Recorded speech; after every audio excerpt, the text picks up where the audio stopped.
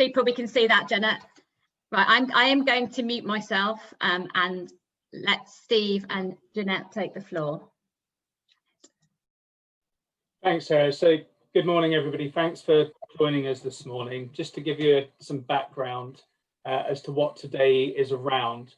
There's a wider consultation that Hampshire County Council are doing with regard to SEN banding framework, which essentially is the way by which the County Council is proposing to determine how much funding, top-up funding, is provided to a school for an individual education, health and care plan. So there's a separate website where a presentation I put together around banding in general and some frequently asked questions that have come up through the parent events that we've done so far. I'll make sure that that's included in the chat and shared around. So if anyone hasn't seen the main presentation, that will give you an opportunity to do so. We have picked up a number of key themes through the consultation, and some of the themes that keep coming up to us is around, well, how actually is provision implemented in school, and how schools are accountable for ensuring that provision is in place and that young people are making progress. So one of the ways we wanted to answer that for you was to ask Janet to come back and tell you about exactly that, how the provision will go on in schools, and how to engage really with schools if you've got any questions or concerns around that. So that's Janet's presentation that she'll talk you through. This is the second session we've done, and again we picked up some key themes from the session that we did on Wednesday evening. One of the things that I think parents maybe were still not quite clear on is whose responsibility is certain things. So what is the local authority's responsibility? So with regard to writing and maintaining the plan and ensuring that that provision is secured, and what becomes the responsibility of an individual school in terms of implementing provision and being responsible for progress. So we'll try to factor that in as best we can through the presentation, but there are questions around that at the end we'll do our best to answer. So I'll hand over now to Janet, and she'll take you through her presentation. So thank you.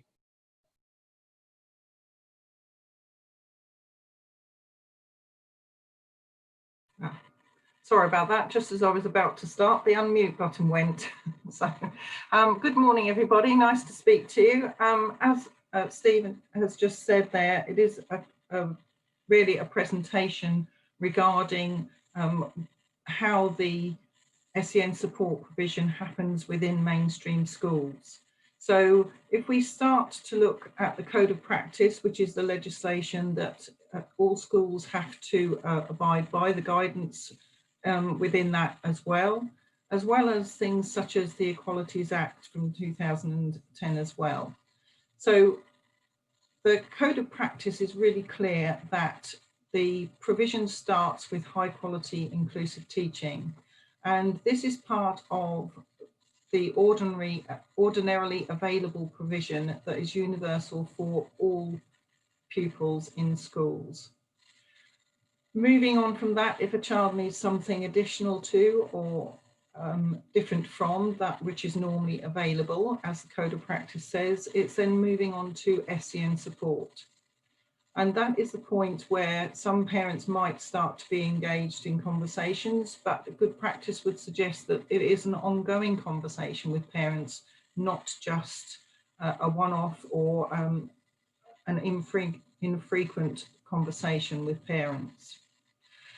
The Code of Practice talks about the graduated approach, and that is the assess, plan, do, review cycle that you can see there on the side. And once children are it's been recognised and identified that children are needing additional support, then the graduated approach is the ways that the Code of Practice suggests this should be carried out in order to identify their needs and then look at what they might need to do to support that child. Where the banding framework comes in is looking at the targeted, enhanced and exceptional parts of that, and that's where we start to look perhaps at a child having an educational healthcare plan. So the code of practice is really clear that the bedrock of provision for children, all children, but in particular children with special educational needs, is high quality teaching. And this means that the class teacher is responsible for adapting their teaching, for looking at the provision that that child will have across the curriculum, and meeting the needs of individual children within their school. So although they are in a classroom of perhaps 30 children, it's very much focusing on the individual within that classroom. So as a child with an educational healthcare plan, it's thinking about what additional support does your child receive that is over and above that high quality provision. And there is a lot of work going on within schools on continually improving that high quality teaching. And that's part of the role of high assisted support schools in that. It also talks about that schools must use their best endeavours to ensure that provision is made for those who need it. And best endeavours, of course, is a subjective and judgmental term, but it really means that they have to do the best they can. So if we look at the role of an educational healthcare plan, it is to make that special educational provision to meet the needs of the individual child or young person, but it's also to act as a vehicle for that coherence of provision for children across education, health and social care, so that we have those multidisciplinary meetings where parents are involved and able to participate and give their points of view.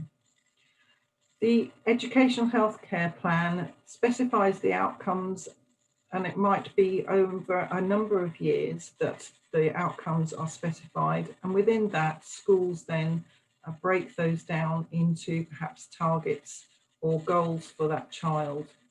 And that should be in consultation with parents as well as with children.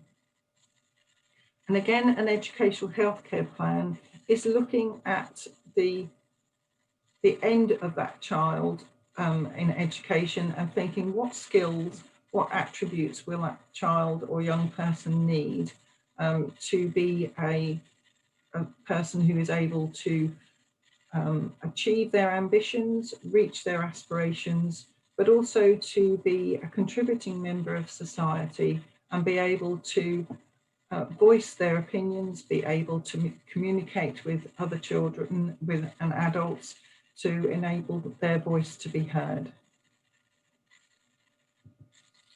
So if we look at the graduated response, as I say, it's this assess, plan, do, review cycle. And this is based on the outcomes. It's looking at the outcomes for the child rather than the specific needs of that child. So the focus is always looking forward as to what can we do to help the child achieve those aims. So using the graduated approach, it will start with assessing the child, and that's about looking at identifying and drilling down into what the needs are of that individual child. And those will have been flagged up within the education healthcare plan, but obviously in the context of the day-to-day, that will look perhaps different to how it is within the plan. So it's about schools having a clear process to be able to identify children with special educational needs, but then setting clear progress targets for all pupils. And the code of practice again is clear about the school using the full range of resources in the school and partner agencies such as health or social care. So one of the ways that schools may do this is through using provision maps. So for children with educational healthcare plans, they may have a number of these areas of difficulty. And the areas of difficulty specified on this provision map are from the code of practice. They are what is termed as the broad areas of need. And as you can see there, the starting point for all schools is looking at that quality first teaching for all. And then it's looking at those additional interventions, that additional to or different from that we've already referred to. And then it's drilling down and further personalising the teaching and the resources and interventions that might be needed to support that individual child. So for a school, this provides them with an overview of what the needs are within the school and also how they are being met within the school. And these will change over time as cohorts change and also as the understanding of children's needs develops over a period of time. So within a school, this is just an example. Again, schools don't have to use provision maps, but as you can see, it is a way of collating all that information. So again, it supports that assess, plan, do, review cycle and gives you an accurate picture. So this is a class provision map as opposed to a whole school provision map, which was shown previously. And again, it's emphasising those quality first teaching strategies to start with that underpins all the learning and teaching that goes on within that particular class. You can see there that there are details and information about specific interventions, so the frequency that they happen and the staff that may deliver that normally, the pupils that are involved, and as you can see there, it shows the target as well. And for schools to be able to see if there is an impact on the outcomes for individual children, then they also need that entry and exit data so that they can see whether the child has made the progress that they were expecting to see, or if they might need to adapt or change that intervention to better meet the needs of that child. So again, looking at the individual provision plan, this might have various names within a school. It might be called an individual education plan, it might be called a pupil passport or a pupil profile. But again, it's about looking at the specific needs this time rather than a whole school class. It's looking at the individual provision. So again, you can see within this that the voice of the child and the voice of the parents are taken into consideration as well. And part of this is looking at the national curriculum, again, how might that need to be adjusted for individual children, but also those quality first teaching strategies. And as you can see, it talks about what the child feels they need to help them and also what ways that can take place.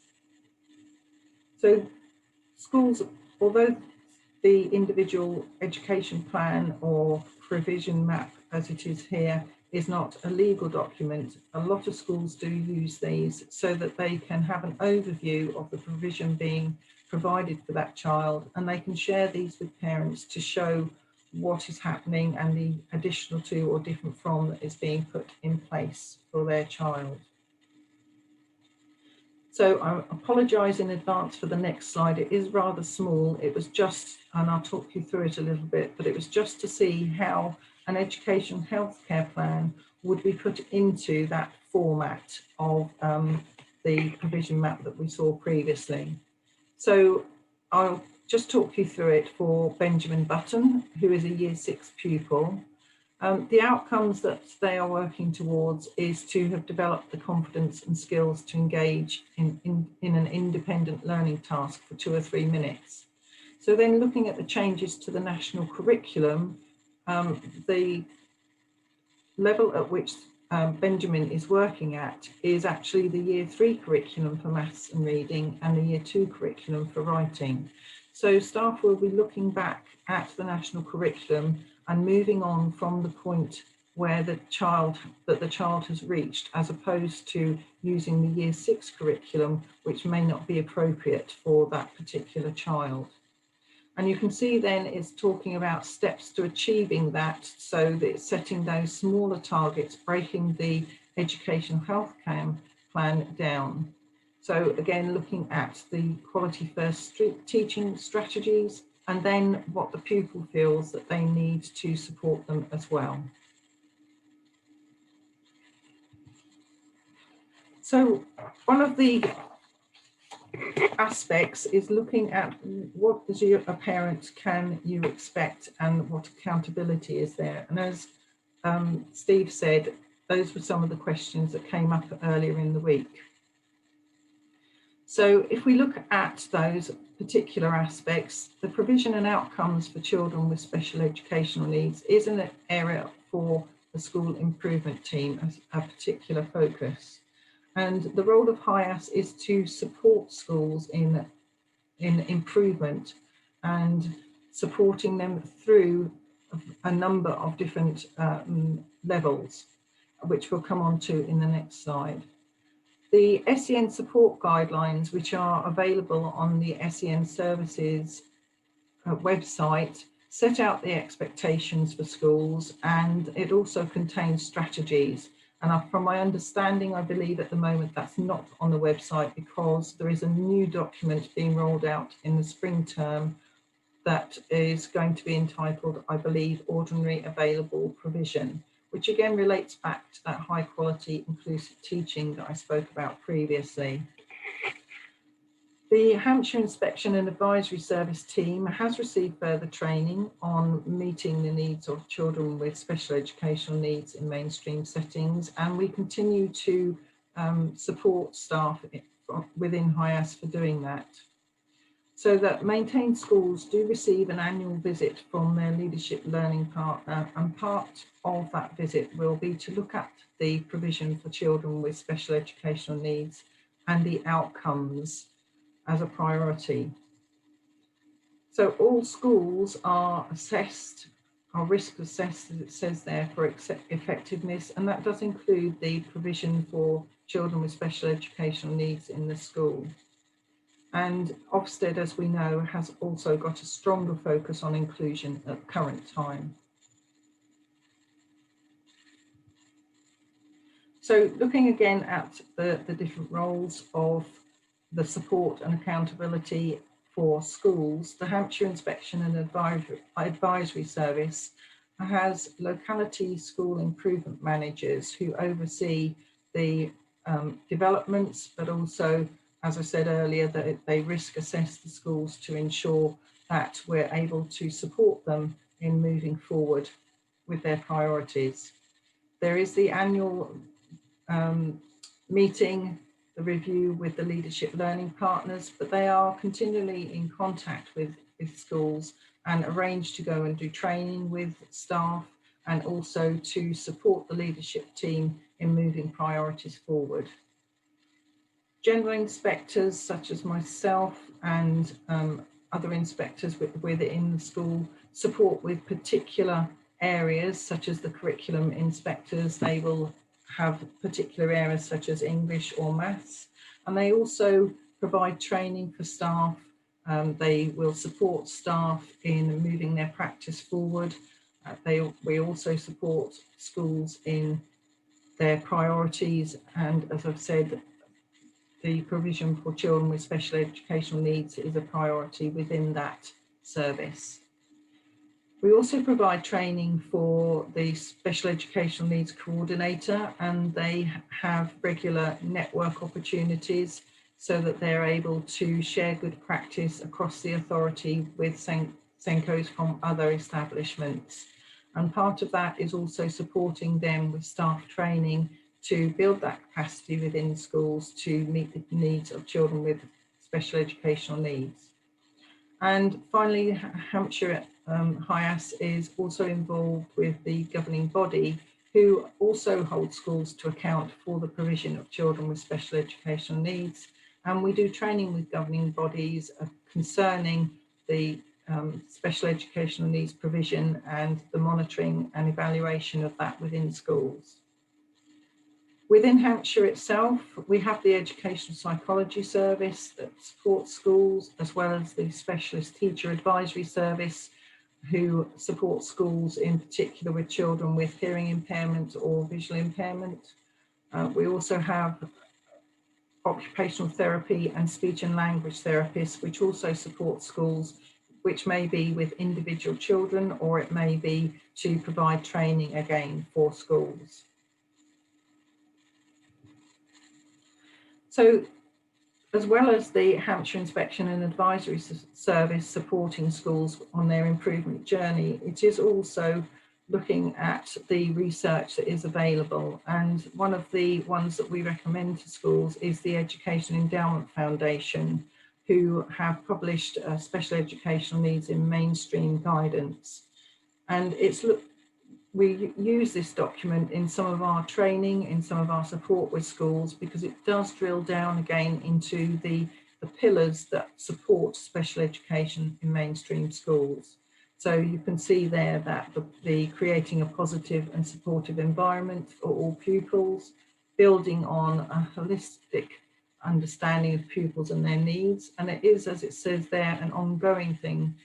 It's not once around that assess, plan, do, review cycle. It's more like a spiral of inquiry where it becomes more frequent and more focused to ensure we're actually identifying the needs for individual children, ensuring that high quality teaching again, and the individual interventions that might be needed, perhaps in a small group or one-to-one.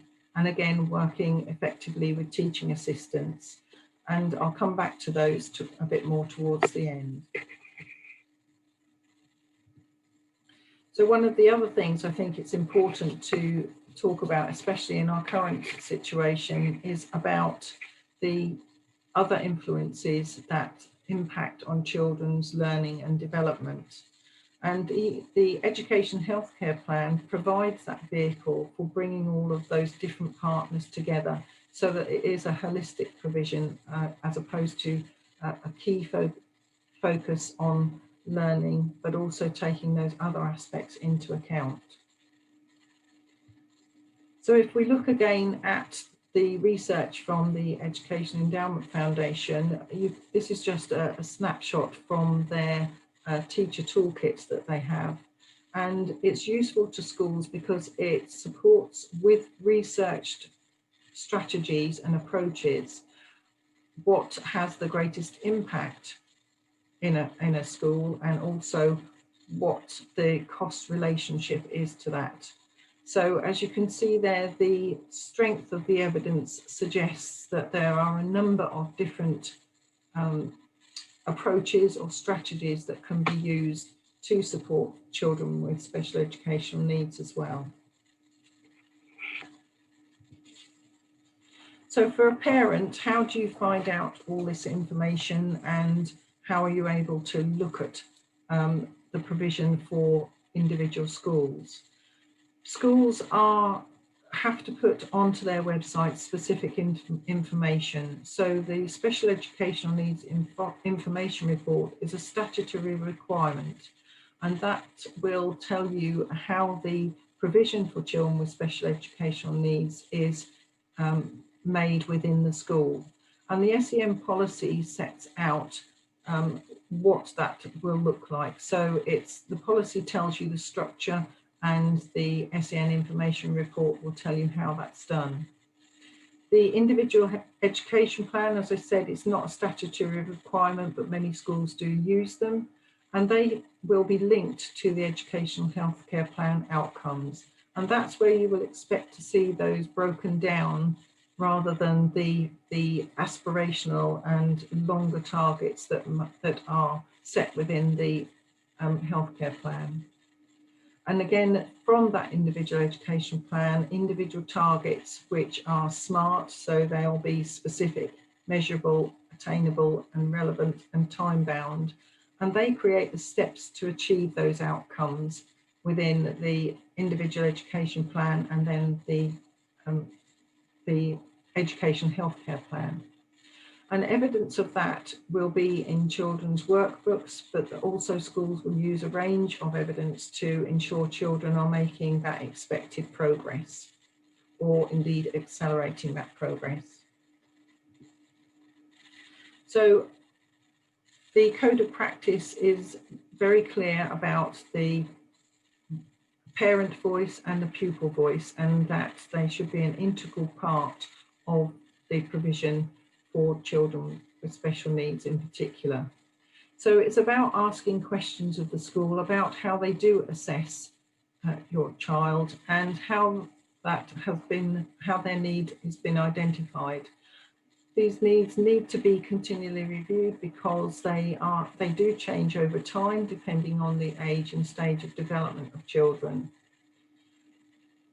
Ask questions about how your child is grouped within a school, what individual support they need, and what opportunities, importantly, there are for independent working. Because at the end of the day, what we want to achieve is to support the child to be an independent learner and not necessarily dependent on an adult.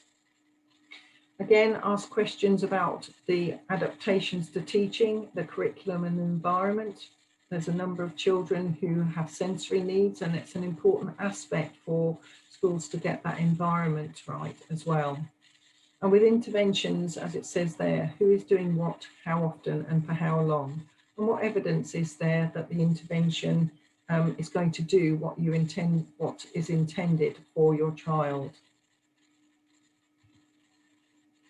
So, as I said, it's thinking about how the needs are identified, how is your child's progress assessed and how often, and how is that progress tracked over time? And when I say about progress, I don't necessarily mean attainment, age-related expectations. I'm talking about their actual progress that they're making, their achievement as opposed to their attainment. And again, when we're looking at interventions, what evidence is the intervention based on and what is the intended outcome? If we're going to get cohesion for provision, it's about looking about how all of those aspects that we're bringing together through the education and healthcare plan are going to support your child to move forward and to thrive. So it's about how do they contribute to the overall provision and also to how they meet the needs of your child.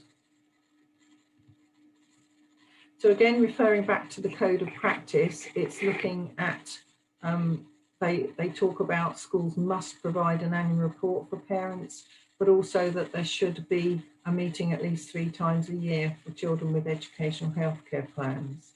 And it is about maintaining and developing that positive relationship with parents. And I'm sure that schools employ a vast range of strategies to ensure that they are able to have that ongoing dialogue, which is what we need with parents to be able to make that provision as precise and specific as we can.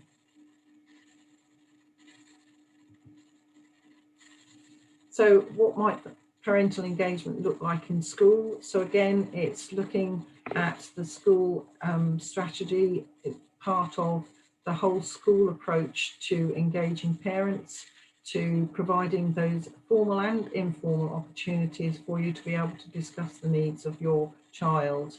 And it's about developing, as I said, that ongoing relationship and using different strategies suiting different people. So for example, at the moment, a lot of the correspondence or the lots of engagement with schools has been through Teams with parents because of the current situation. So it's about personalising those strategies and keeping the focus on the child and the needs of the child.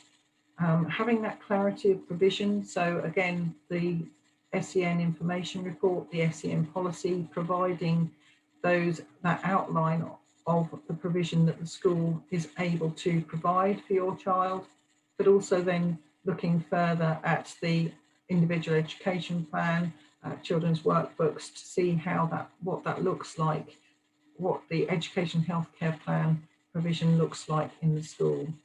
And again, working through those points of difference, which there will be different conversations, you're looking at it from different perspectives, but it is about that ongoing conversation. Okay, so that's just to show that all schools should have a link to the SENDIA support that you can receive on their website, and therefore you're able to access some support from SENDIAS as well. And I'm sure other people will have more detail about that for you as well. And again, going back to research, the Education Endowment Fund has also provided research concerning working with parents. And as you can see there, it's about looking at those different aspects so that schools can effectively correspond and communicate with schools in a variety of different ways. So just a final word about teaching assistants or learning support assistants. As you may know, the DIS report was not very complimentary about the impact of teaching assistants or LSAs on children with special educational needs. And I think that that's something you need to look at, the individual aspects of the role for a teaching assistant or LSA in a school. If they're deployed in a way that they are adding value to what the teacher is doing, then they very much do. It is a positive impact rather than necessarily a negative impact. So it's more about the specifics of how an adult is supporting your child, because there are definitely some negative aspects that can impact on a child if they have that support in specific ways. So again, looking at the Education Endowment Fund, it does talk about teaching assistants and how they're going to be employed in the classroom, in general conditions, also about structured interventions. And it's about knowing, again, what is that contribution to the provision for your child. So what actually is the expected outcome of having a teaching assistant with your child? So there is some new research coming out from the Education Endowment Fund on the impact of teaching assistants, LSAs in a classroom. So hopefully that will be out soon. Okay, and that's my presentation. Thank you very much for listening. Thanks very much, Janet. If you want to unshare that, and then I'm going to do that right now. We'll all be a bit bigger. Super, thank you.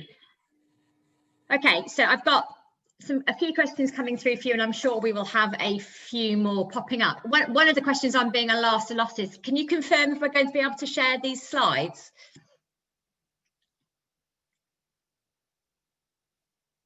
Janet, Steve, Janet, you're on mute, so we can't hear you. I'm trying to find the button again. Eluded me earlier. As far as I'm aware, they're going to be published. Yes, I think it's because it's being recorded. They'll be used within the recording. So. Yeah, they're quite small within the recording. I think what we're asking is whether or not we'd have them as a presentation. Chris, you were nodding. Do you think that was a yes? Fine, yeah, we've agreed to that. Brilliant, thank you. So parents, if you've joined us direct from a link rather than through Eventbrite and you'd like a copy of the slides, please could you put your email in the chat, because then HPCM will be able to send them to you directly, because we don't have any record of who you are if you haven't joined us through Eventbrite. So if you pop your email in the chat, we will be able to send those slides to you. Super. Got a question that sort of goes back to banding, really, asking about how you know how the provision is allocated in a special school. Is that something one of you could answer? Yeah, I can answer that. The banding framework doesn't affect funding in special schools. Funding arrangements for special provisions are different to the way that top-up funding works, so there's no impact. So they're not part of this consultation? No. And another one linked to that, but slightly different. My child's school's becoming an academy. Could the funding be spread over all the schools within the academy? We were asked this question before, and we weren't able to answer that. You know, academies are independent of the local authority. They're autonomous, and that's an issue for the academy management, really. That's not what any top-up funding is designed to do. Top-up funding for any mainstream school, regardless of whether that's a maintained school or an academy or a free school, it's designed to put the provision in the plan in place. So it's not something we're able to answer. That's that's a decision for an academy trust. But that the point I want to get everyone to understand is that is not what top-up funding is for. It's to put the provision in the plan in place. Another one that's sort of connected to both of those, where does resource provision fit in that? That's the same answer as special schools. That's outside the scope of the proposal, so it's not affected by the banding proposal. Okay, so just so I understand, Steve, if you're in resource provision which is attached to a mainstream school, it's not affected by the consultation. No, it's a different funding arrangement for resource provisions or special schools. Super, thank you. Okay, a few questions about provision mapping. I think there was a bit of confusion about provision mapping, possibly. Can you just confirm for me, provision mapping and or IEPs don't replace EHCPs and they don't replace any of the provision in EHCPs? No, they should reflect the EHCP provision. It's really, the EHCP outcomes are quite broad, and rightly so, because they're for us over a longer period of time.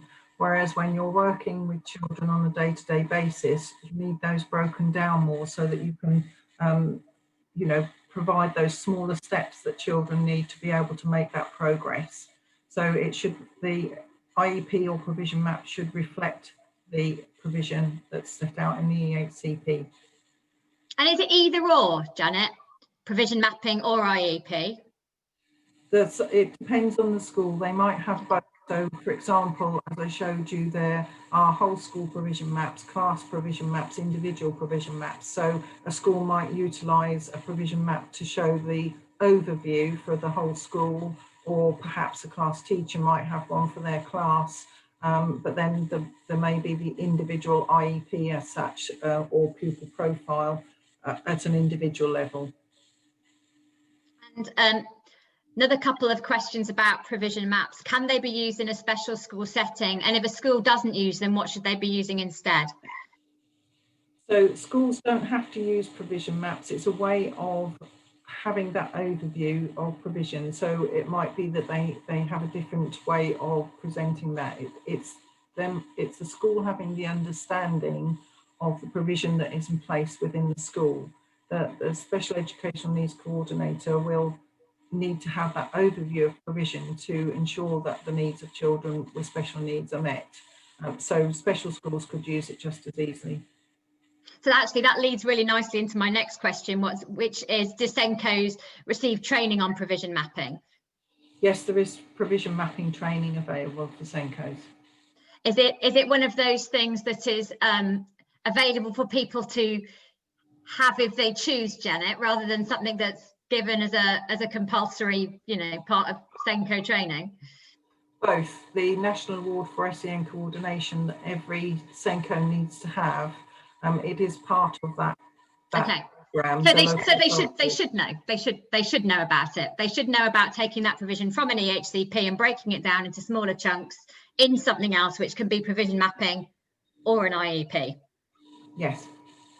Super, thank you. Right. You talked about how a school should meet with parents three times a year. And I've been asked the question that would it count as 3 times a year if that was a regular parents' evening, the same as what it would be, you know, perhaps for a child without an EHCP? Yes, I think that it's an effective way to use the time is for it to be part of that more whole school parent consultation. Yeah, so it could be part of the parents' evening. Okay, super. I don't know if you can ask this one, any of you, but I'm going to ask the question. Is there a conflict of interest in a head teacher being the school's SENCO?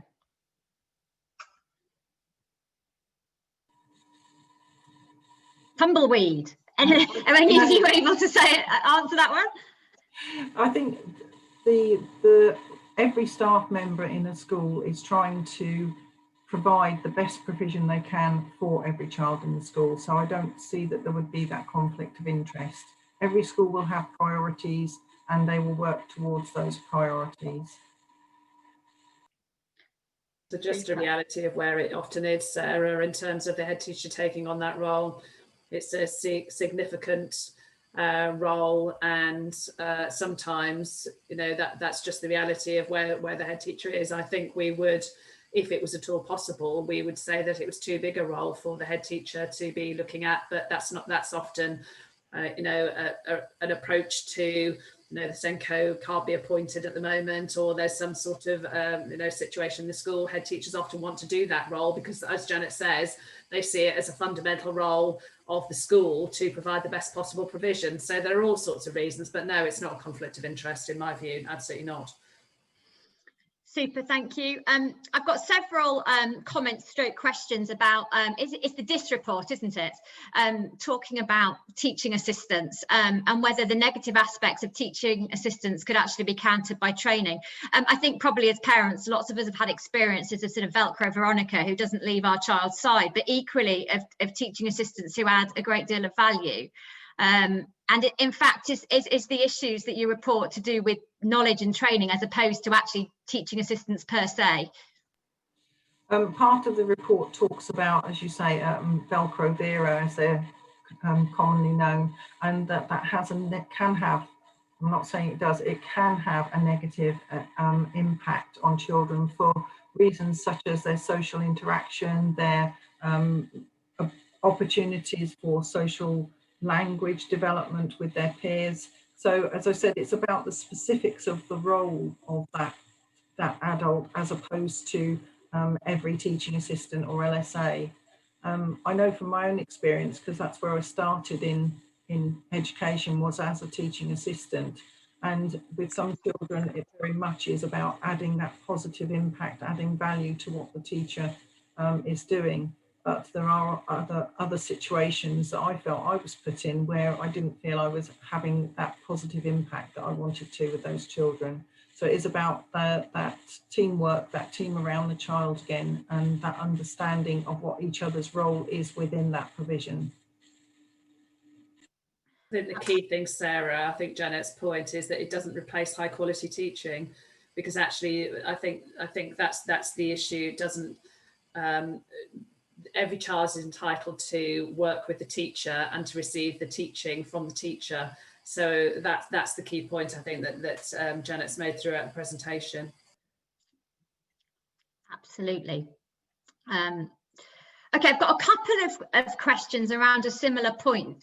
You know, a child that's recently received a diagnosis, or waiting for an EHCP assessment, and kind of how people progress with that because they're not really moving forwards. I know it's a huge topic, but if somebody knows that their child needs support, potentially has a diagnosis, but is hitting a bit of a brick wall with school, how do they move forwards?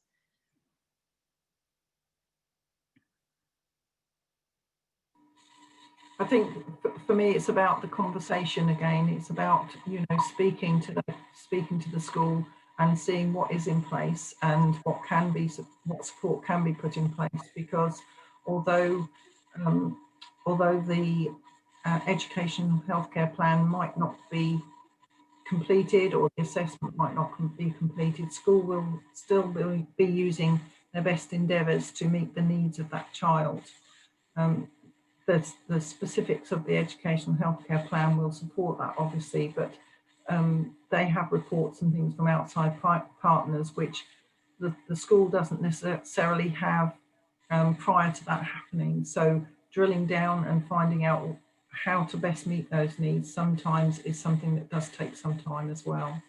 When needs have been identified, Janet, a school, I think I'm right in saying a school should still be making reasonable adjustments even before an EHCP has been issued. Is that right? Yes, that's correct. Super. Thank you. A question which I think really harks back to banding. If my child has hours on their EHCP, will they still be there after banding? So there's two bits to that, Sarah. It's the phrase number of hours of support assistance, you know, hasn't appeared on some of our plans for quite a while, and it certainly isn't in the new plans that we've established.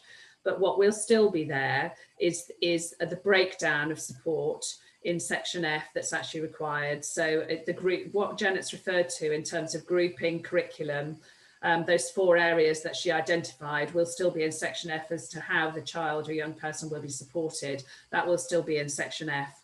And if it's clear that support for one-to-one support is required, because of the complexity of need, that still will be reflected in our education, health and care plans. And I know there's some work going on with Hampshire Parent Carer Network and our officer who's responsible for quality assurance about that whole debate, because we recognise that that's an area of concern from parents about how that transition will be made. And similarly, I've got a question from somebody saying that my child has a one-to-one in their EHCP in order to keep them safe. And I think is concerned that might be taken away post-banding, but that's not the intention, is it? No, it absolutely isn't, Sarah. And we often get, children and young people, particularly in the early years, who do require a significant amount of support as they transition into school for their own safety, or if it's around their specific needs around autism, for instance, then we're aware of that and know that there's no intention for that to change in the current suggestions. Absolutely not. Just a question that's slightly off kilter for where we are, but I don't know whether maybe Janet can answer it. It says how many SENCOs should there be in a school, but I guess it's how many, in a way we need to know how many hours of SENCO time should be allocated per child, in a sense, because obviously schools are of varying different sizes and have different is there some kind of rule of thumb? The Code of Practice stipulates that every mainstream school should have a qualified teacher in the position, and that they should attain the National Award for SEN coordination within 3 years. There isn't, as far as I'm aware, a specific formula as such for how many hours a SENCO should have to do their role. If you ask a SENCO, they'll probably say not enough. Yes. I've just got a comment, and I can't back up the fact, but I'm going to feed it to you and see what your response is. In Wiltshire, it was discovered that when the help for children with severe behavioural problems stops, the whole class was impacted. How do we make sure this won't happen?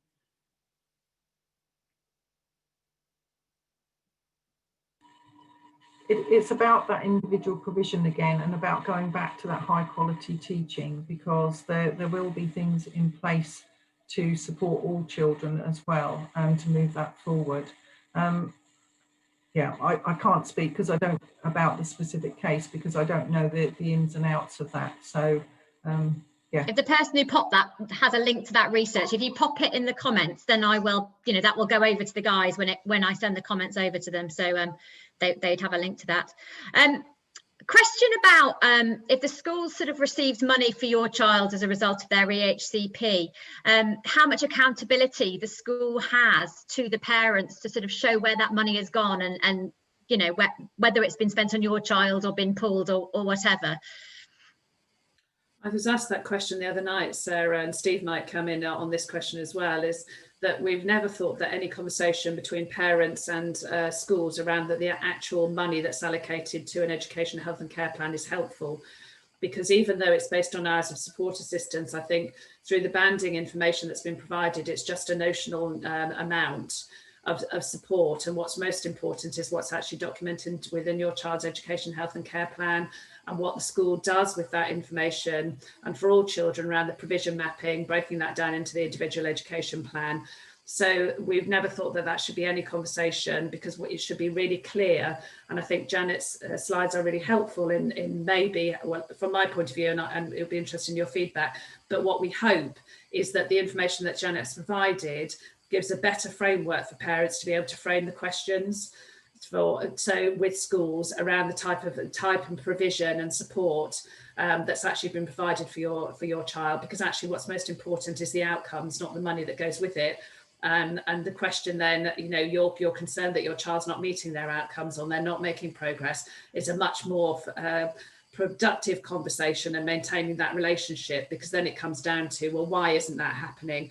Is that something that's not being provided? Because it's not about money. Schools are responsible for providing the type of support that's actually required. So sorry if that doesn't, that's my response, that, it's not about money, it's about the provision and the support and the outcomes, which I think speaking as a parent, the reason parents care about the hours and the money aspect is it's tangible, and we can see that, and it's on the ground, and whereas it's much less tangible, isn't it, to sort of say, how can you see we're working towards these outcomes? Whereas those things that were sort of in EHCPs, we hang on to as tangible things that our children were going to get in school. And I think that's why that sort of nervousness about it comes. But I totally agree that as parents, we shouldn't be talking about money with schools.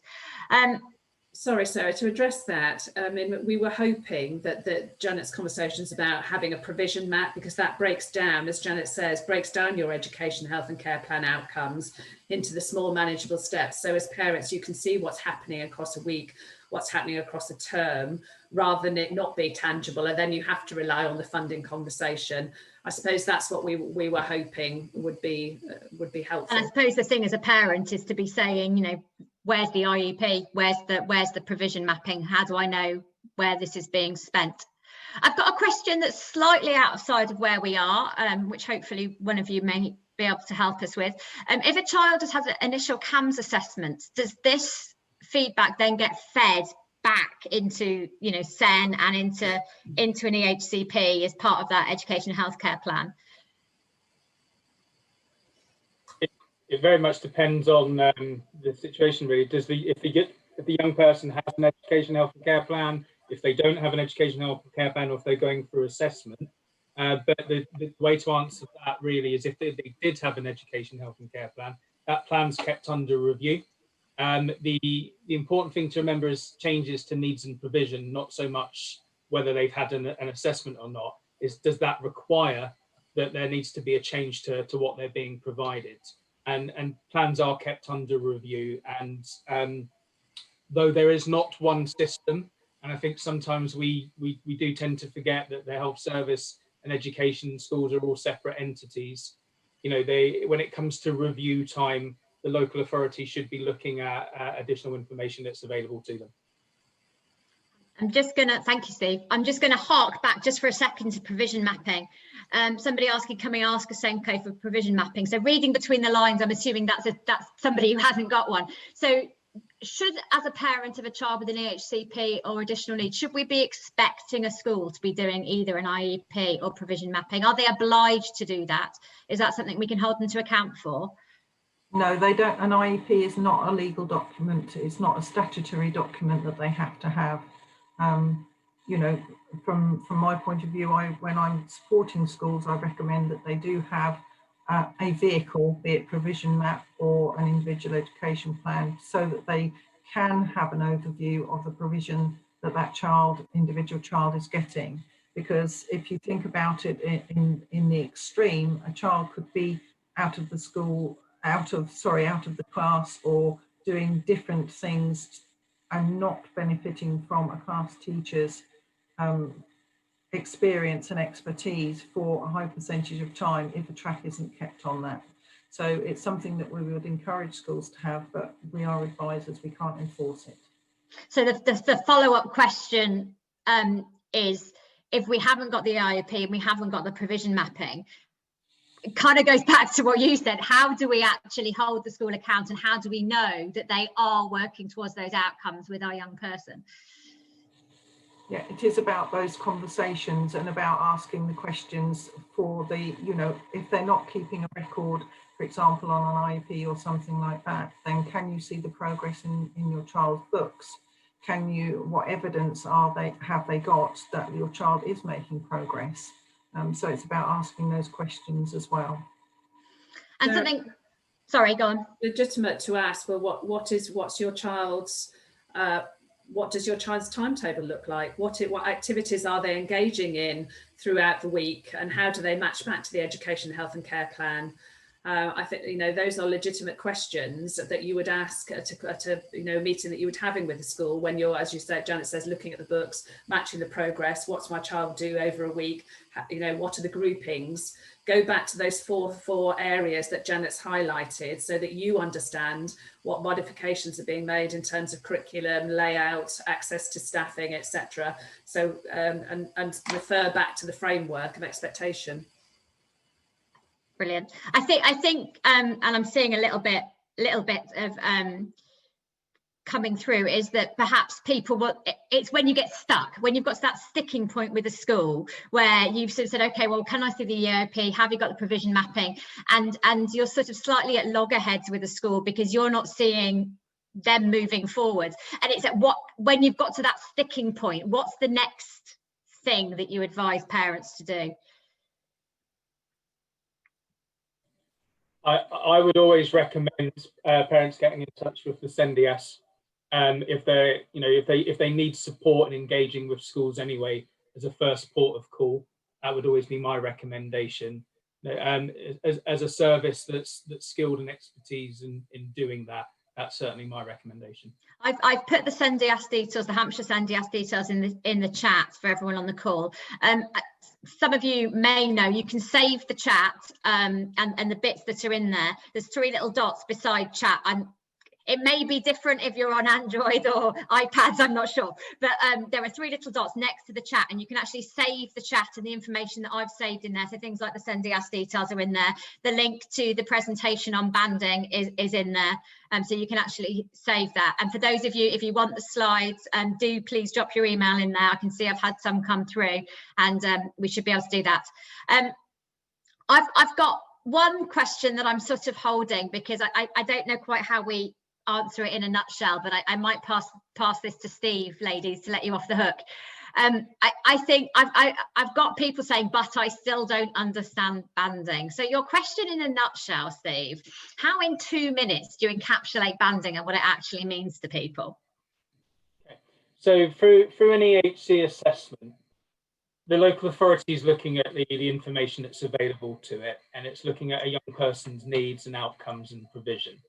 And then as part of that process, when they draft an education, health and care plan, they'll look at the amount of provision that's required. And that provision is a mixture of strategies, direct interventions with young people, some preparation time. There may be lots of direct work and then maybe lots of indirect work. So ultimately, every local authority will have to determine what additional amount of financial support that mainstream school is going to require to implement all of that provision in section F. So all local authorities will have to, at the end of their assessment, make that determination. Banding is simply a way of simplifying that process by having some set financial bands that the best fit for that amount of provision. Local authorities do it in different ways. The majority of local authorities do it in a banding system, as our proposal says. And that's the crux of it. It's determining what is going to be required by that school to implement that provision. So it's just simply a change to the way in which that determination is made as part of the process. It certainly doesn't replace the EHCP. It's not a blank check to the school to go and buy a new desk in a head teacher's room.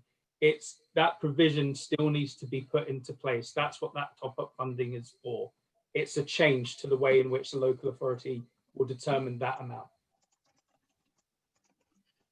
Thanks, Steve. I've just got a bit of feedback that I'm going to read out because I think it's a great example of what happens when things work. I've just got a comment come in saying, I just wanted to say that my child has responded very positively to the extra input provided by her school and is more engaged than ever. In particular, the help provided by teaching assistants has greatly improved her confidence. And to me, that shows me what happens when we get it right. You know, what happens when we get the provision in the EHCP right, when a school engages and when, you know, we build a good team. And when we get it right, it really does change outcomes. But I think also what my thread shows is that we're not getting it right as often as we should. And obviously that's what we need to figure out, isn't it? I would encourage everybody, if you are struggling, do contact SENDIAS. They're very, very good. I'd also encourage you to engage with HPCN events. I run the get-togethers in my local area, Hart and Rushmore, which are well, currently virtual coffee mornings, but it's a great opportunity to come together with other parents who are sort of on the same journey as you, and to share your experiences, and for them to be able to support you, and just talk through things with other people, because, you know, it's a lonely place, the playground, isn't it, folks? It's sometimes a really, really lonely place when, you know, you're waiting for your child to come out and the teacher comes towards you, and that fear of dread just kind of fills you. And I think it's really nice when there's other people around who understand that. So I'm going to drop a link in the chat, which is how you can give your email address to, I've missed off a letter though, so that's not going to work. I'll try again. How you can give your email address to HPCN. We call it Joining HPCN, but it's not a members organisation as such. It's more of a mailing list, but this way you won't miss any of our events. Our emails are very long. Sometimes you do have to wade your way through it to find the bits that are of interest to you, and we do also have those Facebook groups where you will see stuff. I hope the call's been useful, and I hope that you've gained some clarity. If you've dropped your email address on the chat, we will make sure that we pass those slides on to you. Thank you to Christine and Janet and Steve for their time. Unless anybody else has a question that they can type incredibly quickly for me, I will sort of call it a day. But do come along to our future events. There's lots of other stuff going on. So somebody said my link doesn't work. Which one's that? Is that? Tell me which link it is, and I'll figure out which one, and I'll do another one. If it's the HPCN one, I know I left the N off the end. Right, sorry. Yes, there is a question here, and I apologise to the asker, because you're quite right. It went up my feed and I missed it. How can parents provide additional input from private physiotherapists, etc., to speed things up, physical manoeuvres, so that the child doesn't miss learning time, social time, and ultimately learns to do more independently? How would this need to be included in EHCP to ensure it happens? Sorry to throw that one in at the end. Sorry. No, it's fine. The local authority, I mean, we abide by the code of practice, and it can't two bits. You cannot replace a report from a local authority educational psychologist in order to speed up the process. That's the first thing, because the code of practice is very clear that the local authority has to seek advice from a educational psychologist funded from local authority funding. So that's one part. The second part is that the local authority under the code of practice is required to take note of any advice that is provided by a parent for the education, health and care process. So that includes any independent psychological advice or any independent occupational speech and language therapy advice. So that is recorded alongside and comes in by your parent feed into the education, health and care needs assessment process. So I hope that clarifies. We take note of private reports, and we look at those alongside everything else that we've got as part of the education, health and care needs assessment, because we're required to take an objective view of assessments and to act within the code of practice. But what we can't do is replace a local authority psychological advice and make private advice the only advice that we take as part of the process, because we're not allowed to under the code of practice.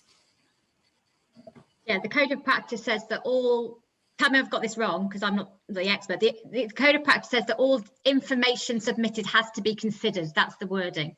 So it has to be considered. So, but that's where it is. Sorry to throw that one in at the last minute. That's a bit of a big one. Okay, super. Thank you very much for your time. I am going to save the chat, which sort of draws the meeting to an end. I hope that I will see some of you at HPCN events in the future, and we will work to get those slides to you if you've dropped your message in the chat. If I see another one popping up, I will just catch it. I'm going to have a very quick catch up with our presenters, so I shall be online for a minute, but I shall probably try and take them out of the main room.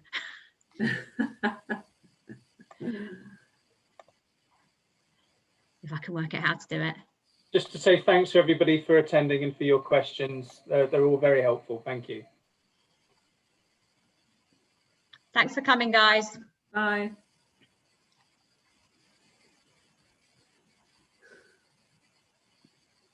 Now, if I knew how to do this, we could have our own breakout room. Let's see. Just to make sure. Oh, look at this. Look, I'm just going to try this for fun. I think we're still recording as well. Okay, I'll stop that as well. Yeah.